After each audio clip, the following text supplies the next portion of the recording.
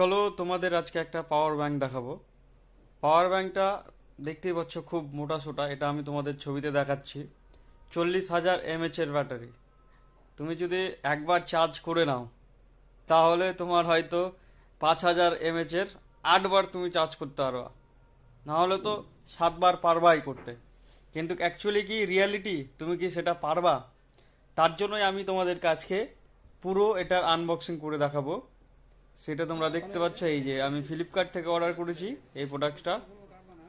পুরো তোমার আনবক্সিং হবে, পুরো খুলে দেখাবে এটার অ্যাকচুয়ালি কি মানে কাজ হয় 40,000 mAh এর ব্যাটারির মতো না হয় না, আমি সম্পূর্ণ ডিটেলস তোমাদের বলবো। তার আগে তোমাদের কাছে একটা রিকোয়েস্ট, যদি আমার পেজে প্রথম এসে থাকো, আমার চ্যানেলে নতুন এসে থাকো, তাহলে যদি ইউটিউব থেকে দেখো সাবস্ক্রাইব করে নাও, আর যদি ফেসবুক থেকে দেখো ফলো করো আমার চ্যানেলটাকে, আর একটা লাইক দিয়ে যাবো। আর কোনো কোশ্চেন থাকলে নিচে কমেন্ট অবশ্যই করো। তো দেখতেই পাচ্ছ কুরিয়ার বয় ওপেন বক্স ডেলিভারিতে যা যা প্রথমে নিয়ম আছে সেগুলো কমপ্লিট করে আমাদের পাওয়ার ব্যাংকটা আমাদেরকে হাতে দিবে। তো তার আগে আনবক্সিং হচ্ছে। দেখতেই পাচ্ছ পাওয়ার ব্যাংকটার লুক সেই ভারী ভরকাম, অনেক ওয়েট।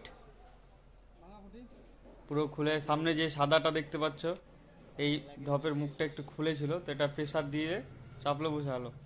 এই যে তোমরা দেখতে পাচ্ছ সামনে সাদা, সেটা হলো এলইডি। দেখতে পাচ্ছ সামনে চার্জ কত পার্সেন্ট, দুটা পোর্ট আছে চার্জ করবার, টাইপ সি অপশন চার্জ করার। এবার তোমাদের আসল রিয়ালিটিটা বলি।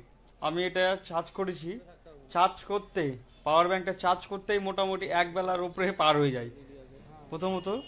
কিন্তু যত টাইম লাগে চার্জ করতে সেই হিসাবে কিন্তু চার্জ মানে মোবাইলে পাওয়া যায় না। তো ওভারঅল এই কোম্পানির কলমেট লেখাই আছে দেখতে পাচ্ছ, এই কোম্পানির পাওয়ার ব্যাংক থেকে দূরেই থাকবা, আমাকে ভালো লাগেনি, তোমরাও নিও না। আমি আর একটা